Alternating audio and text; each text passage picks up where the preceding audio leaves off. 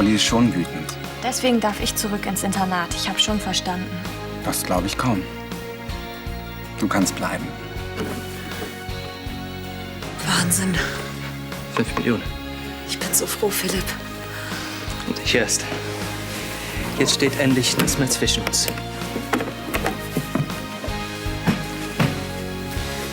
Ich habe mich so nach diesem Moment gesehen. Heino ist tot? Ja! Nein! Das kann doch nicht sein! Jetzt beruhig dich. Wenn Heino tot ist, dann will ich auch nicht mehr leben. Kathi. Hör auf!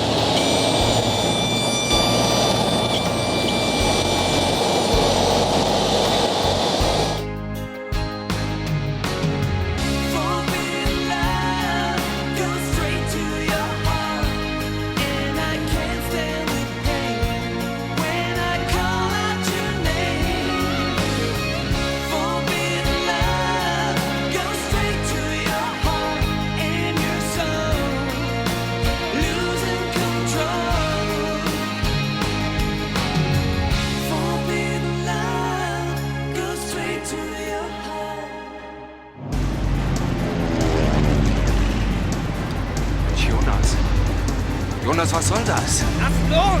Ich krieg zu Heino! Bring uns um! Sie stürzen ab. Hochziehen.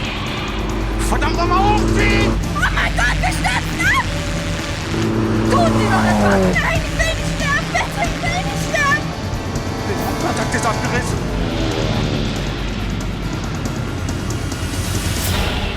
Du hast mir gefehlt.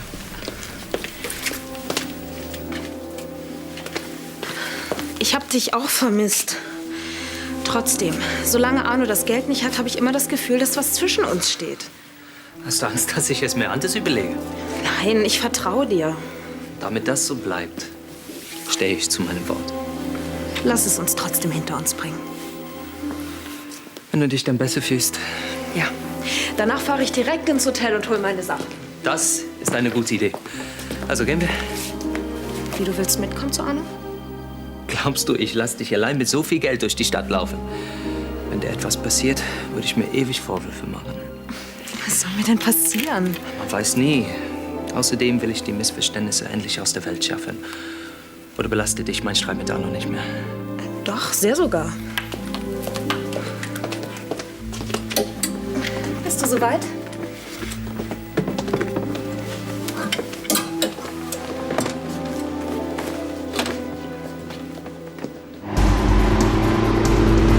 Hochziehen! Verdammt nochmal hochziehen!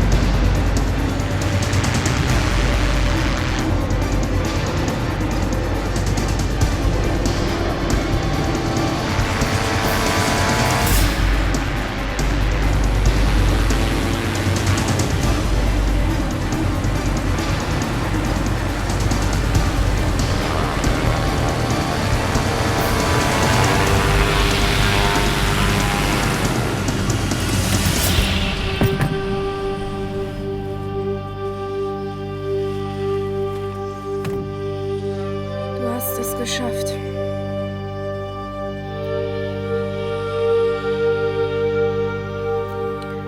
Wir leben.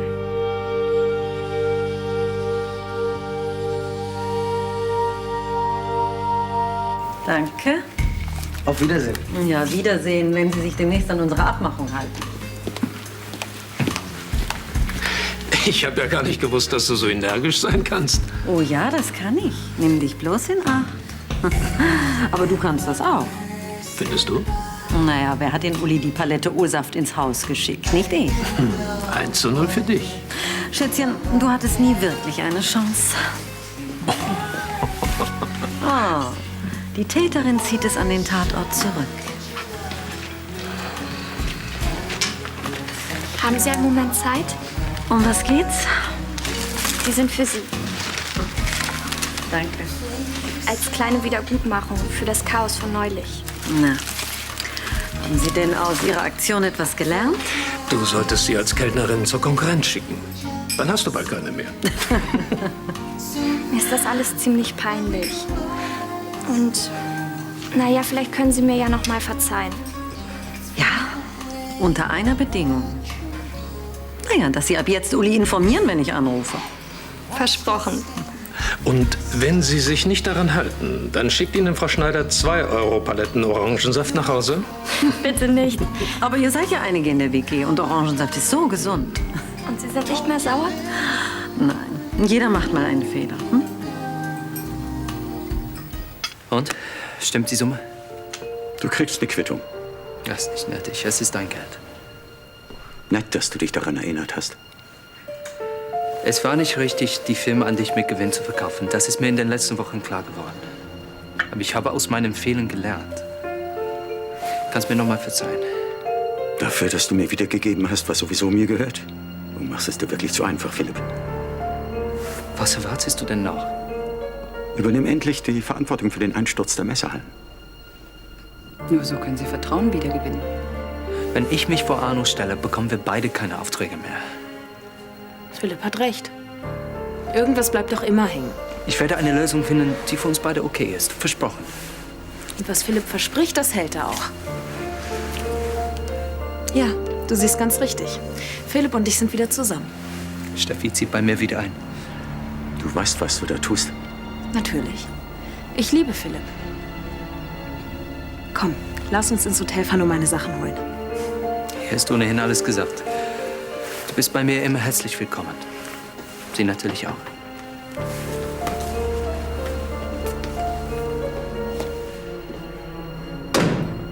Wem hat sich jetzt die ganze Zeit etwas vorgespielt? Philipp oder uns? Also bis eben hätte ich noch gedacht Philipp, aber jetzt? Jedenfalls kann Frau Schneider schon wieder über die Sache lachen. Und weiter? Ich habe gedacht, wenn sie die Sache locker sieht, dann kannst du das doch... Da hast du falsch gedacht. Aber es ist doch gar nichts weiter passiert. Ja, weil du wieder mehr Glück als Verstand hattest. Tom, wie lange brauchst du noch? Wir verpassen den Anfang. Das schaffen wir schon. Geht ins Kino? Ja, zum Glück in einen Film, der erst ab 18 ist. Uli und ich wollen nur mal wieder was zusammen unternehmen. Er hat es nur ein bisschen unglücklich formuliert. Viel Spaß. Danke.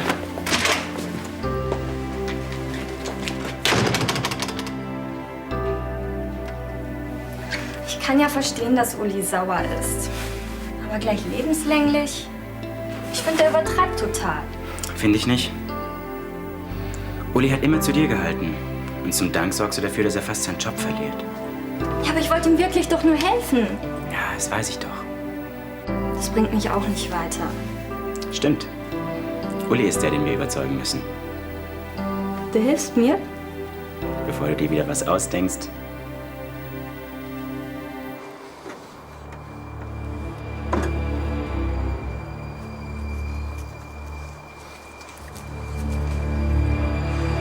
Kathi, bitte.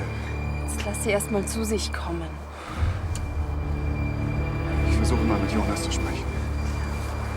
Die Maschine scheint soweit okay zu sein. Trotzdem wird das ein Nachspiel haben. Können Sie das nicht später erklären? Der Junge hat sich und andere in Gefahr gebracht. Er hat einen Schock. Sehen Sie das nicht? Wir sprechen uns noch. Ja, ja. Hat er schon was gesagt? Nur, dass er nicht ins Krankenhaus will. Jonas, was war da oben los? Verdammt nochmal, was war da los?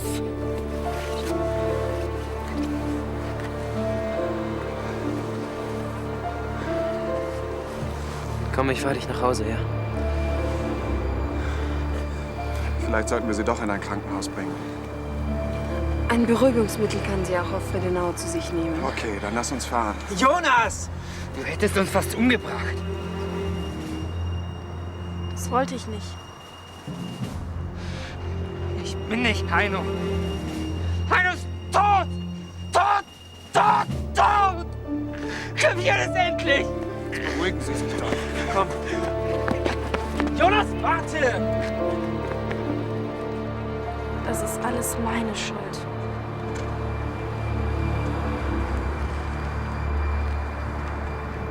Zweimal Blumen an einem Tag, da ist sowas faul. Der erste Strauß war als Entschuldigung gedacht. Ja, und der zweite? Es geht um Uli. Also in unserer WG, da ist dicke Luft, weil Uli sauer auf Alexa ist. Wegen ihrer kleinen Eigenmächtigkeit, nehme ich an. Ja. Und um das wieder gerade zu biegen, hat Christian sich was ausgedacht. Aber dazu müsste Uli natürlich frei haben. Aha. Daher weht der Wind. Bitte sagen Sie ja. Ja, dann müsste ich heute erreichbar sein. Wozu gibt's dann Handys? Sie würden mir, Tom, Uli und sich damit einen Gefallen tun. Ach, mir auch. Uli und Tom sehen sich kaum. Darunter leidet natürlich ihre Beziehung. Ja, und Mitarbeiter mit Beziehungsstress sind bekanntlich schlecht drauf. Also ich würde zustimmen. Sonst bieten die beiden dir noch an, für Uli heute Abend einzuspringen. Um Himmels Willen. Muss aber eine Ausnahme bleiben, ja? Klar, danke. Vielen Dank. Arno, was ist los mit dir? Du freust dich gar nicht über das Geld. Ich muss die ganze Zeit an Steffi denken. Steffi ist erwachsen. Sie weiß, was sie tut. Wenn sie sich da in irgendwas reinsteigert, dessen Folgen sie nicht überblicken kann. Was meinst du? Sie hat uns nicht angelogen. Ich kenne sie zu gut.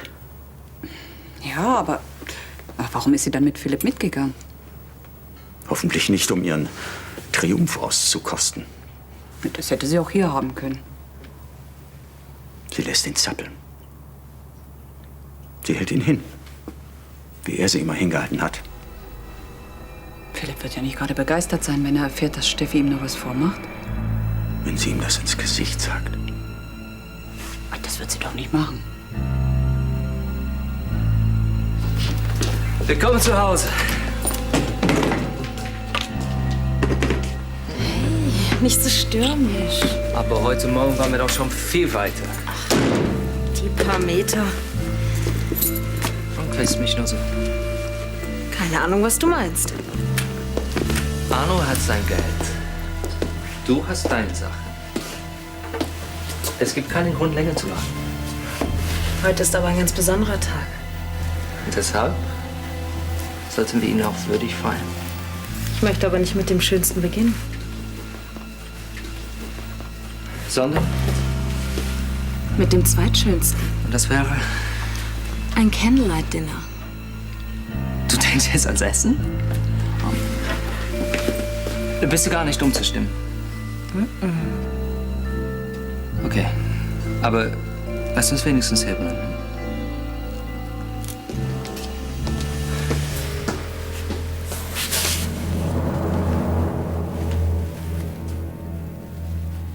Meinst du nicht, wir hätten die Schneider auch ohne die Blumen weich geklopft? Sicher ist sicher. Das sagst du nur, weil du das Grünzeug nicht bezahlen musstest. Die Europalette O-Saft wäre um einiges teurer gewesen. Auch wahr. Also mecker nicht. Ist doch super, dass Uli und Tom wieder mal einen gemeinsamen Abend verbringen können. Genau wie wir. Wie meinst du das jetzt? Ja, wenn Tom da wäre, dann würde er doch sofort wieder meckern, weil wir uns Videos angucken wollen. Bestimmt würde die Kussszenen wieder vorspulen. So gesehen war es doch doppelt genial, dass du die Idee mit den Theaterkarten hattest. War doch deine Idee. Du hast das Plakat entdeckt. Ja, aber du hattest die richtigen Connections. Und ohne die wären wir gar nicht an die Karten rangekommen. Wir sind eben ein tolles Team. Ja, hoffentlich sieht Uli das auch so. Ja klar. Nach dem Abend ist er dir bestimmt nicht mehr böse. Und wenn doch? Dann denken wir uns so lange was Neues aus, bis er merkt, wie toll du bist. Danke, du bist echt lieb. Schon okay.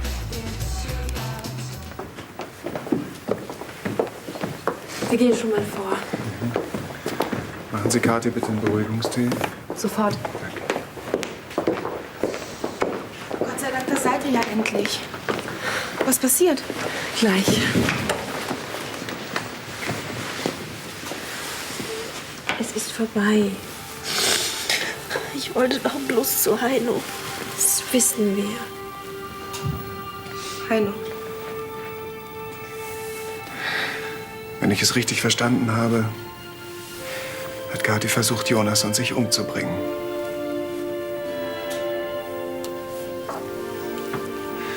Sie hat Jonas tatsächlich für Heino gehalten. Also ist sie zu ihm ins Flugzeug geklettert. Wie damals.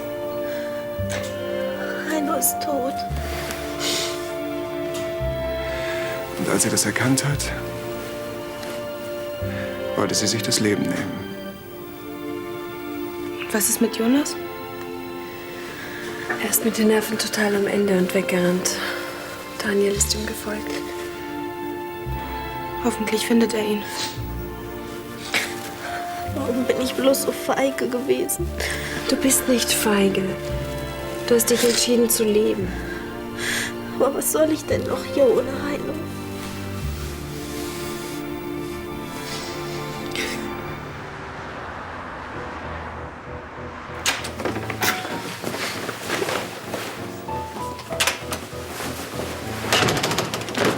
Hast du wieder was ausgefressen? Nein, wieso? Guck mal in den Spiegel. Willst du auch einen Job? Ist wirklich alles okay? Und wo ist Christian? Der bringt Videos zurück.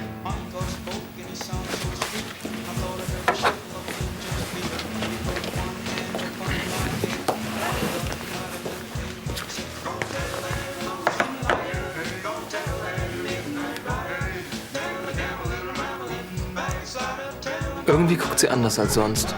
Was meinst du? Stimmt. Hey, ich habe wirklich nichts gemacht. Das glaube ich nicht. Und du? Nee. Ihr wollt mich doch hochnehmen. Nein, wir doch nicht. Niemals. Ey, ihr seid so... Ja, einfach nur gut gelaunt. Du hast uns mit den Karten nämlich echt einen Gefallen getan. Ja, das Stück war super klasse. Wo warst du die eigentlich her? Ich meine, die Vorstellung war seit Tagen ausverkauft. Tja, ich habe da so meine Beziehung. Du. Ja, ich kenne Christian und Christian hat gute Beziehungen. Unser Glück. Genau.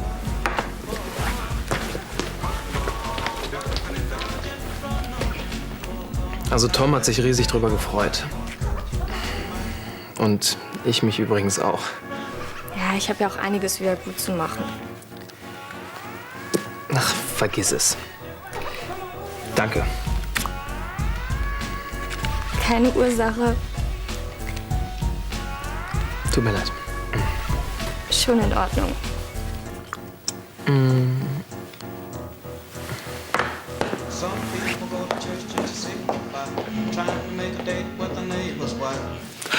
Wo könnte Jonas denn noch sein? Wenn ich das wüsste, wäre ich nicht hier. Daniel, dieses Warten macht mich wahnsinnig. Wir haben alle informiert, bei denen er auftauchen könnte. Sobald Jonas sich irgendwo meldet, kriegen wir Bescheid. Und wenn ihm was passiert ist? Jonas passt schon auf sich auf. Auch wenn er ziemlich durch den Wind ist. Ist offen. Jonas. Gott sei Dank. Wie geht es dir? Alles okay.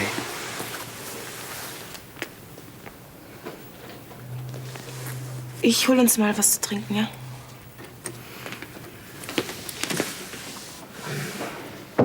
Setz dich doch.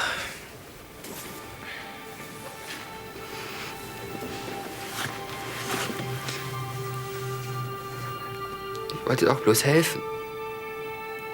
Weiß ich. Warum?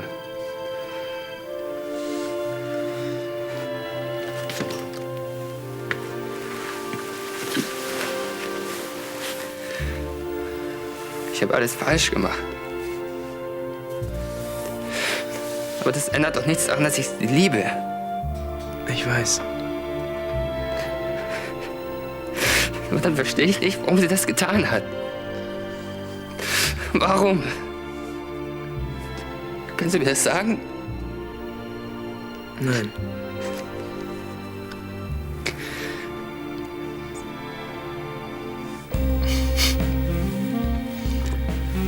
An was hast du gerade gedacht? Ich habe mich gefragt, was wohl als nächstes kommt. Eigentlich wollte ich ins Schlafzimmer. Ohne Dessert. Meine Überraschung ist besser als jeder Nachtisch. Ich kann es kaum erwarten. Bin gleich wieder da.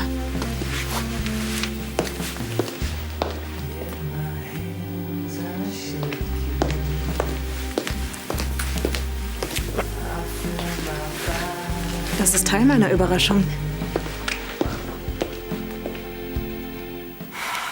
Ich war so sicher, dass Jonas Heino ist.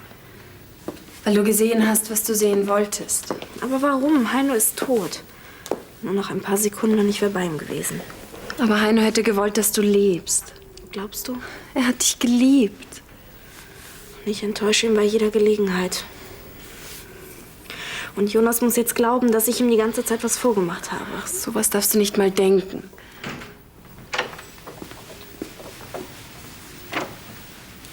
Es geht niemand ans Telefon. Wen hast du denn angerufen? Gabriela und Daniel. Die beiden machen sich Sorgen um dich. Und Jonas? Der auch. Hat er irgendwas gesagt? Er war sehr durcheinander. Vielleicht sollte ich ihn mal anrufen. Das halte ich für keine so gute Idee. Jonas ist doch überstürzt vom Flughafen weggerannt. Und Daniel ist ihm nachgelaufen. Und ihr wisst nicht, wo er ist. Nein. Aber so wie er sich gefangen hat, wird er sich melden, da bin ich sicher. Falls er mich dann überhaupt noch sehen will.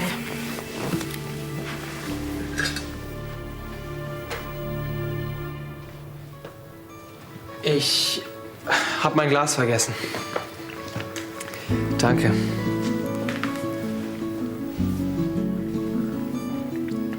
Christian braucht ziemlich lange in der Videothek. Ne? Vielleicht hat er ja jemanden getroffen. Möglich.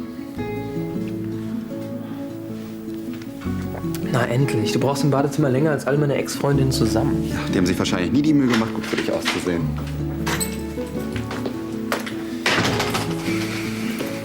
Tut mir leid, dass ich so spät bin. Na, wie war's im Theater? Klasse. Vor allem die Interpretation der Hauptfigur durch... Ich erzähl's dir später. Was ist denn? Das war knapp. Rat mal, was ich hier hab. Ein Video. Ja klar, aber welches? Die Interpretation der Liebe durch Shakespeare lässt nur einen einzigen Schluss zu. Sie müssen sterben. Doch nicht Romeo und Julia. Bingo. Romantik pur. Das ist genau das, was ich jetzt brauche. Mir ist heute was Wahnsinniges passiert. Aber wir waren doch fast den ganzen Nachmittag zusammen. Und prompt habe ich mich in den süßesten Jungen der ganzen Stadt verknallt.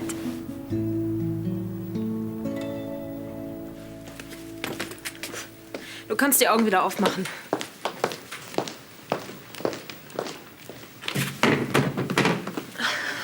Mir ist noch was eingefallen, was du wissen solltest. Was soll das? Ich habe dir die ganze Zeit nur was vorgemacht, damit du Anne das Geld wiedergibst.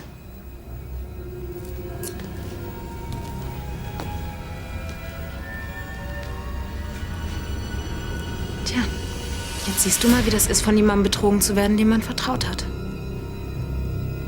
Warum tust du das? Weil ich dich nicht wirklich geliebt habe. Guck dich doch mal an. Du bist ein Versager. Und aus Versagern mache ich mir nun mal nichts.